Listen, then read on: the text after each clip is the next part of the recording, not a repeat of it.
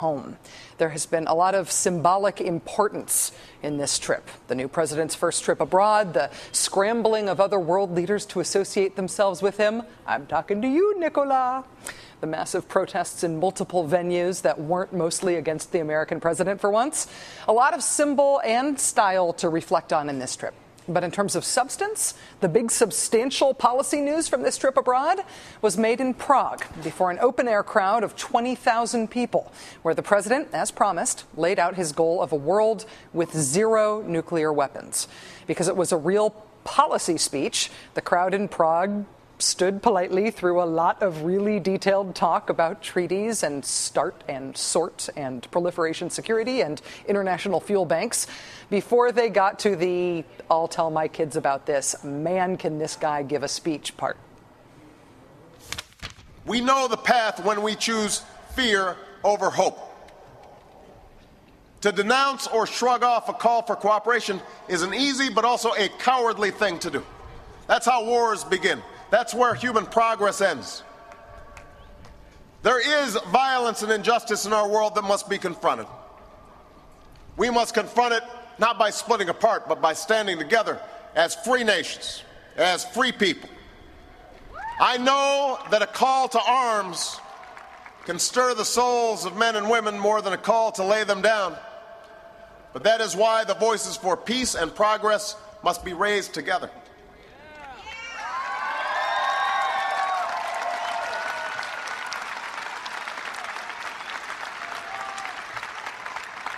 Those are the voices that still echo through the streets of Prague.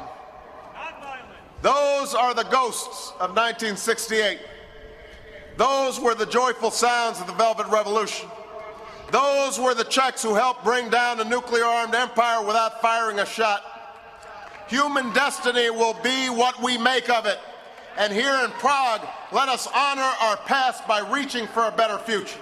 Let us bridge our divisions, build upon our hopes, accept our responsibility to leave this world more prosperous and more peaceful than we found it. Together, we can do it.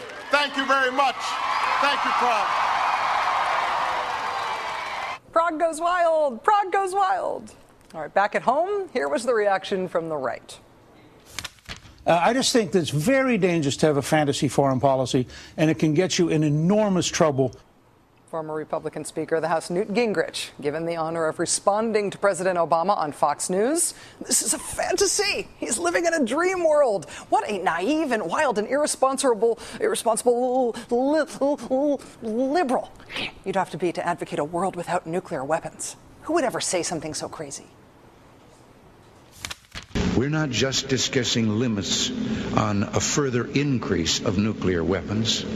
We seek instead to reduce their number. We seek the total elimination one day of nuclear weapons from the face of the earth. Ronald Reagan, noted naive leftist fantasizer. For understanding the state of the Republican Party today and the conservative movement today, for understanding the state of the domestic opposition to Barack Obama's foreign policy and his counterterrorism agenda, it is perhaps impossible to overstate the irony that the argument that Obama is indulging in foreign policy fantasy is being advanced by Newt Gingrich.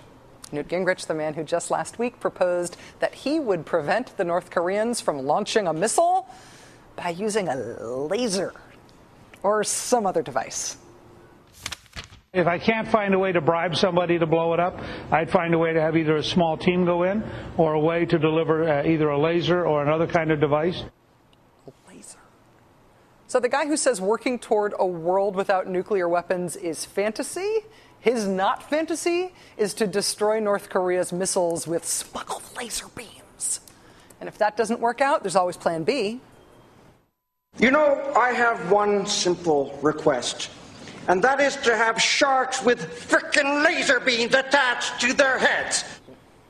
The real silver lining here, other than the fact that Newt Gingrich is not president, is that the North Koreans, honestly, are sort of really awful at launching missiles. This is their third attempt since 1998 and their third failure. Or, as armscontrolwonk.com today put it, quote, 0 for 3.